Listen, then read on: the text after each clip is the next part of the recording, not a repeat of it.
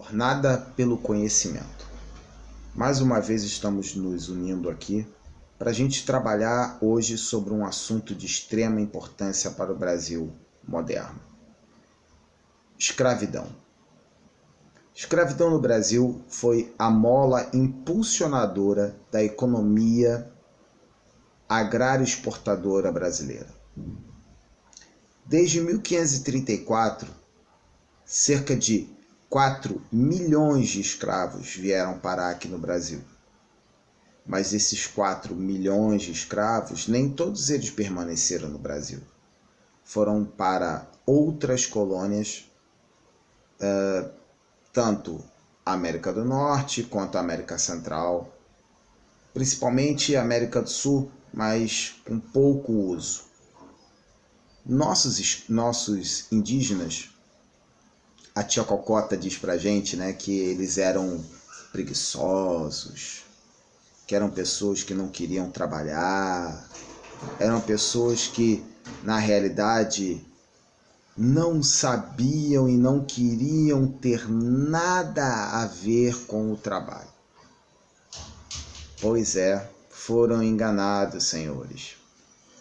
Os negros da terra, como são chamados ameríndios brasileiros e os ameríndios americanos, centro-americanos, latino-americanos, principalmente os brasileiros, não sabiam trabalhar a terra.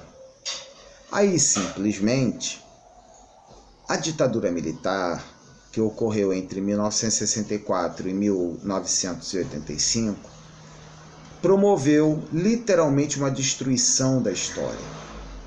E o que eles quiseram fazer com isso? Treinaram as professoras de primeira a quarta série, hoje, não se assustem, primeiro ao quinto ano, a dizer que os índios eram preguiçosos, que os índios eram pessoas medíocres, que os índios eram aproveitadores da natureza. Pois bem, os nossos indígenas não eram aproveitadores da natureza. Os nossos indígenas não eram preguiçosos. Os nossos indígenas não eram vagabundos como a maior parte das pessoas dizem. Os nossos indígenas eram pré-históricos. Sim, pré-históricos.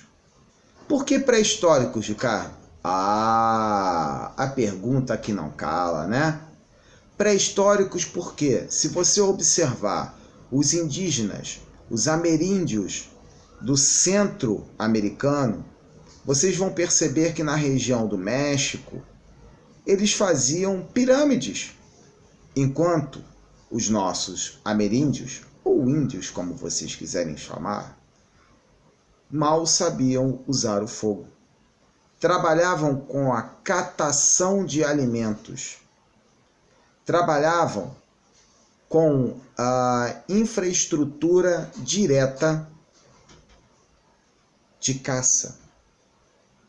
Logo, eles não plantavam para sobreviver. Eles se alimentavam de raízes. Se hoje você come farofa, agradeça ao indígena, porque você come uma raiz, aquela mandioca, aquela macaxeira, aquele aipim que derrete na boca, quentinho, ou aquele aipim fritinho que você tanto gosta de comer com uma cervejinha gelada. Ah, sim, vem do índio. É, gente, vem do índio. Ele não vem do português. O português, quando chega aqui em 1500, ele vem fazer, na realidade, uma coisa que a gente chama de Caminho das Índias. Uma parada estratégica. Quando Vasco da Gama chega às Índias e retorna com as suas caravelas lotadas de pimenta, lotadas de produtos vindos da Índia, ele volta e se depara com duas caravelas que haviam sumido. Mas como assim haviam sumido, Ricardo?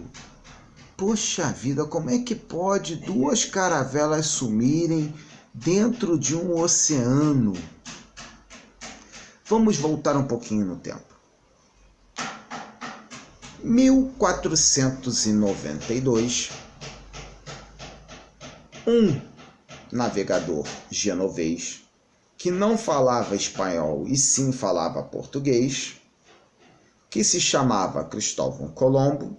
Mas aí você vai me perguntar, mas pô, ele não falava italiano? Não, ele falava português porque ele vivia no reino português. Ele era casado com uma portuguesa. Dizem as más línguas que ela era uma portuguesa muito limpa, com certeza, tá? Naquela época era comum os portugueses não terem os hábitos que começaram a ter no Brasil quando viram os indígenas se banhando todos os dias. Cristóvão Colombo era casado com uma portuguesa, logo ele não falava espanhol. Ou melhor, ele não falava castelhano. Como resolver esse assunto? Cristóvão Colombo conseguiu um investimento alto. A rainha de Espanha vendeu as suas joias, mandou ele procurar o caminho das Índias e ele encontrou a América. 1492. Pasmem, em 1494, assinou-se um tratado, o Tratado de Tordesilhas. Este tratado dizia que todas as terras a oeste da linha imaginária seriam pertencentes a Portugal. Mas espera aí, como é que eu sabia se existia a terra a 370 léguas depois da linha imaginária? Eu não sabia. Ou sabia? Aham, hein? Botei a pulga atrás da orelha de vocês. Quando o nosso amigo Vasco da Gama chegou lá em Calicut, ele encheu as suas caravelas de especiarias e retornou a Portugal. Mas ao chegar em Portugal, ele se deparou que ele não tinha duas caravelas. Duas caravelas haviam sumido. Duas caravelas não sumiram. Duas caravelas vieram ao Brasil, pegaram aqui ao Brasil, que é um produto de ampla exportação na época. Por quê? Porque a cor vermelha pertencia somente aos reis e era cara. Você não tinha o vermelho, não tinha um corante vermelho eficiente na Europa. Monopólio real. Chegaram lá essas duas caravelas de Vasco da Gama e eis que surge de dentro dessa caravela banana, coco, índio da terra ou negro da terra, pau-brasil. Um fidalgo del rei chamado Pedro Álvares de Gouveia. Opa! Mas não era Cabral? Ele era segundogênito. Ele não era o primogênito. O primogênito ganha tudo naquela época. O segundogênito tem duas opções na vida. A primeira opção, ou vai ser explorador guerreiro, ou vai ser padre. Como o Pedro Álvares de Gouveia gostava muito de mulher, ele já viu que não poderia ser padre. Então o que ele fez? Ele foi lá conversar com os nossos amigos, nossos queridos amigos cristãos novos, propôs a eles: eu chegando a esta terra, vou trazer para vocês riquezas inimagináveis. Realmente. Ele parte no dia 9 de março de 1500 da cidade do Porto. um dia antes do meu aniversário. Ele podia ter saído dia 10, né? Ia ser muito legal, né? Eu poder dizer, caramba, a viagem do pseudo-descobrimento do Brasil começou no meu aniversário. Mas não. Infelizmente, ele saiu no dia 9 de dezembro. E ele se afasta da rota que Vasco da Gama havia feito 2 anos antes. Mas engraçado, sabe quem era o vice-almirante de Pedro Álvares de Gouveia? O nosso querido Cabral? Vasco da Gama. Sim, o Vasco começa a ser vice desde o início da sua história. Ele era vice-almirante de Cabral, que vai ser Cabral só um pouquinho mais à frente, tá? Mas vamos lá. O Vasco da Gama era o vice-almirante. Ele conhecia o caminho como ninguém. Como é que ele deixa o Cabral sair da rota e chegar às terras brasileiras? Ele deixa porque simplesmente era muito interessante ele chegar às terras brasileiras, porque aqui tudo que se plantando dá. É o que está escrito na carta de Caminha. Pero Vaz de Caminha, que era o escrivão, era o homem responsável por escrever a história da viagem. Ele manda uma carta para Vossa Majestade Dom João, dizendo: Vossa Majestade, esta terra é uma terra de Deus, que se plantando tudo dá. Emana-se mel da terra. Se tem água em abundância, escravos em abundância, pau-brasil em abundância e, principalmente, um porto seguro para as nossas viagens para as Índias. Sim, senhores. Carreira das Índias. Então quer dizer, Ricardo, que a tia Cocota me enganou a vida inteira? Sim, ela me enganou também. Eu acreditei na tia Cocota quando ela me contou a história que Pedro Álvares Cabral descobriu o Brasil por um acaso. Mas aí eu fiz o favor de fazer história. Sentei o facho na faculdade de História. Estudei História a fundo. Estudei com um professor que me disse: não acredite em nada que lhe contaram antes, porque tudo que te contaram antes foi mentira.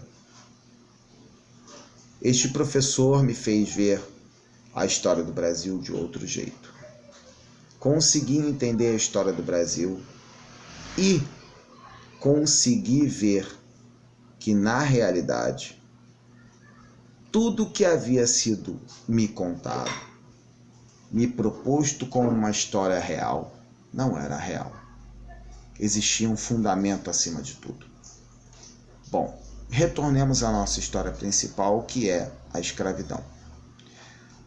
Como o índio não sabia trabalhar a terra, e como os portugueses desde 1415 já haviam conquistado Ceuta e já estavam produzindo cana-de-açúcar em Ceuta, eles já tinham escravos negros, africanos.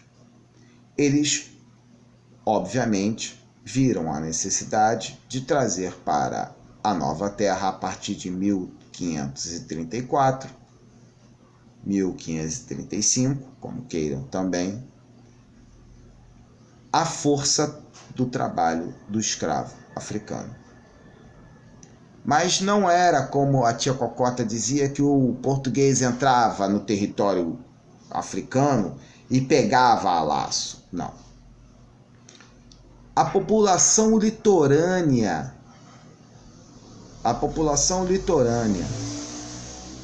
da África, ou melhor, do continente africano, já tinha escravos. Por quê? As outras partes do continente africano entravam em guerras tribais e eram vendidos a esses povos litorâneos. Esses povos litorâneos ganhavam dinheiro, ouro, especiarias e faziam comércio entre si. Sim, existia comércio em África. Sim, existiam civilizações avançadas em África. Sim, existia escravidão em África. Ao contrário de que todo mundo diz que não existia e que todos os africanos eram menores, logo eles não tinham como ter escravos. Balela, senhores e senhoras. Nossos amigos africanos mais avançados, oriundos da região da costa, escravizavam outros e mandavam para o Brasil esses escravos excedentes. Era um conforto só, um transatlântico maravilhoso. 5 decks abaixo do mar, navegavam eles, os portugueses, carregando escravos. E como é que era o processo desses escravos sendo carregados? Olha, uma coisa extremamente confortável.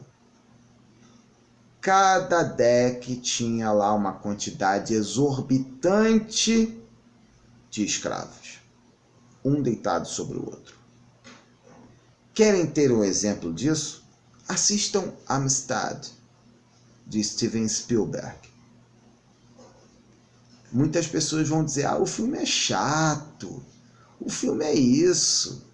Estou acostumado com Spielberg fazendo ET, estou acostumado com Spielberg fazendo o resgate do soldado Ryan. Mas talvez seja o melhor filme do Spielberg, porque ele mostra uma história que dói. Dói no fundo da alma você observar como eram tratados os nossos antecessores, os nossos antepassados. Sim, todo brasileiro que não é de origem europeia direta tem os 2 pés na senzala. Esses escravos vieram para cá e trouxeram inúmeras culturas diferentes. Desculpem, tá, gente? Porque eu tô gravando aqui com pau de selfie, ainda tô tentando me adaptar ao pau de selfie.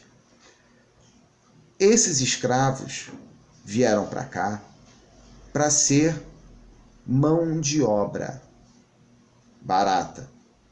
Mas aí a tia Cocota, a professora lá do ensino fundamental, do segundo segmento, o professor de história do segundo grau, que pega o aluno e diz assim, leia aí o capítulo sobre escravidão e vou fazer um questionário de 50 perguntas, e dessas 50 perguntas eu vou botar 20 perguntas na prova. Eu digo para você, professor, eu sou bacharel, licenciado, pós-graduado em História. Tu és um preguiçoso.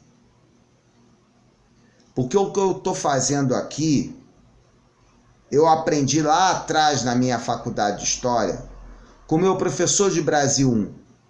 A aula que tu dá no colégio particular, classe A, tu tem que dar aula no Estado, mesmo que não receba, porque tens uma vocação. Fez um juramento. Agora, se não está fazendo, me desculpe, amigo, está na profissão errada. Tem gente boa no mercado querendo trabalhar. Tem gente boa que está fora do mercado querendo trabalhar. Aí o que acontece, minha gente?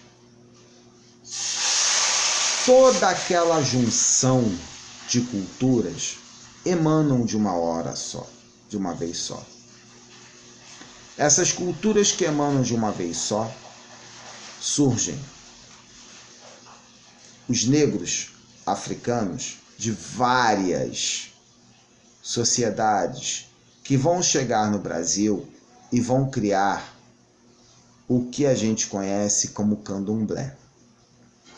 Ou melhor, trazem para o Brasil o candomblé. Muita gente vai me descer a madeira e vai dizer, tá maluco? Tá doido? Não, tô maluco nem doido. Tô falando a verdade. O nome desse canal é Jornada pelo Conhecimento. Doa a quem doer. O candomblé trouxe pra gente vatapá, caruru, munguzá, tem umbu, tem ioiô. A nossa cultura foi forjada a partir do escravo africano, do português que se emancebava com a negra africana para ter prazer e procriar com a branca. Esta é a grande realidade. Mas o ter prazer com a negra africana criava os filhos que eram bastardos. E aí, comumente, assim como na América Espanhola, nós chamávamos os filhos dos portugueses de crioulos. Porque em espanhol se fala criollos. Só que a gente não chama de criollos. Nós chamamos de crioulos. Infelizmente, a língua portuguesa, ou melhor, a língua brasileira, porque nós não falamos português, nós falamos com sotaque, ela é uma junção de tudo. Desde 1535 até 1850, cerca de 4 milhões de escravos passaram pelo Brasil, trazendo cultura, tradições, inovações e, principalmente, senhores, tradições. Ontem foi dia 23 de abril, dia de São Jorge.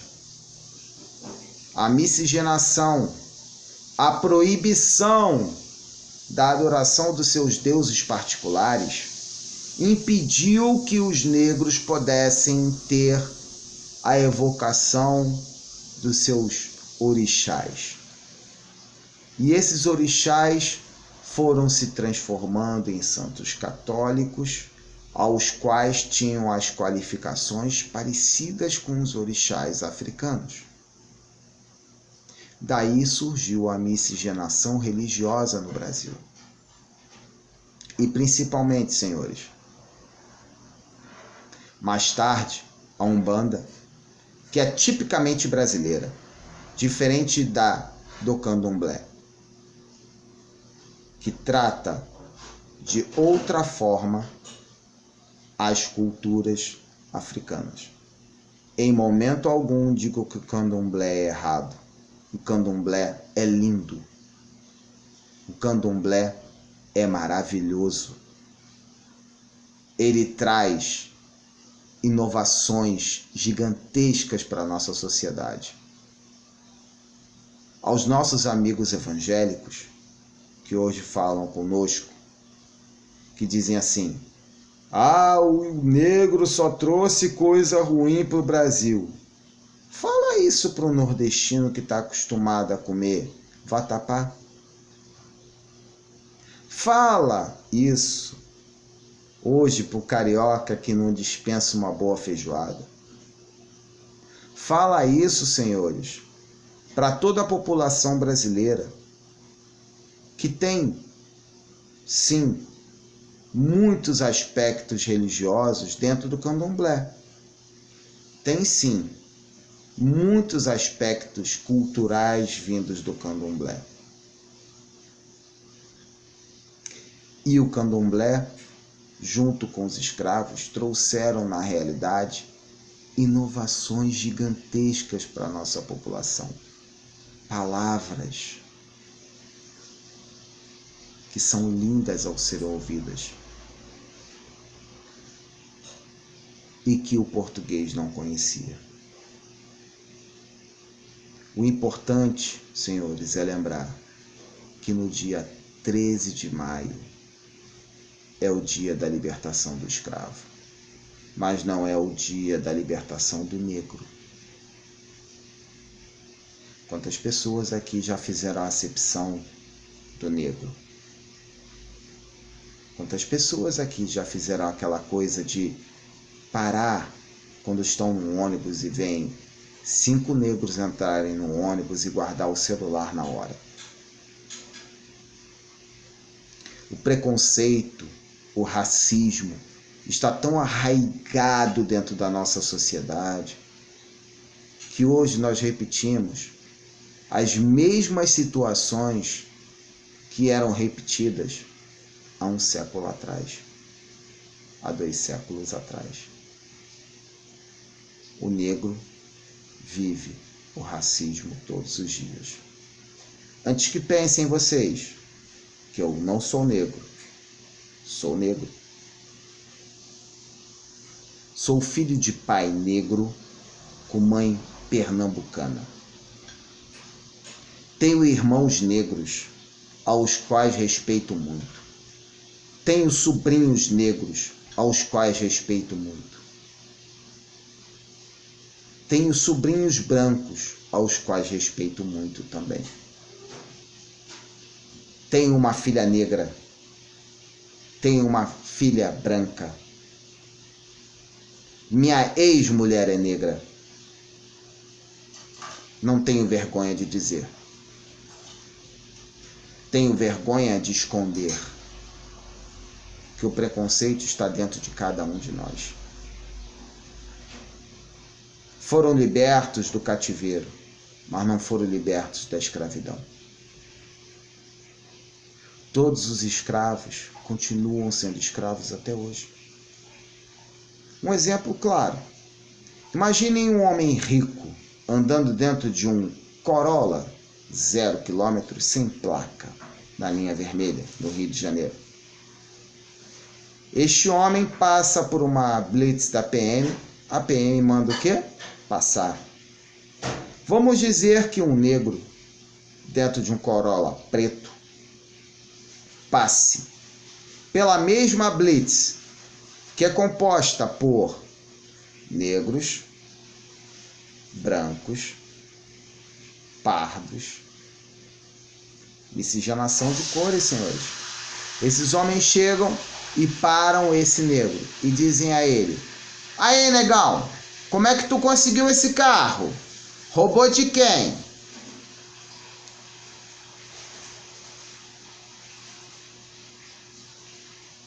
Senhores, a escravidão está dentro da gente. A escravidão não está longe da gente. A escravidão está dentro de cada um de nós. Quando nós olhamos uma pessoa de rua e temos medo dela. Eu tenho medo. Todos nós temos medo. Mas cabe a cada um de nós olharmos para o nosso próprio eu e pensarmos: será que é certo sermos pessoas que estamos hoje buscando o preconceito? Será que é certo a gente abraçar um negro e depois limpar as mãos? Será que é certo olharmos para um lado involuntariamente e acharmos que o negro pode nos assaltar? Quantas vezes nós já fomos parados por uma blitz policial e o policial negro chega pra gente e dá um boa noite e a gente olha para ele e pensa assim: será que ele vai atirar em mim? Não. Sabe por que não, senhores? Porque muitas das vezes o preconceito está aqui. Quer ver um exemplo? Claro, antes do vídeo terminar. Você manda uma pessoa fazer o seu banheiro. Vai refazer o seu banheiro. Aí tem um entulho. Você tem um vizinho negro, pobre. O que você faz?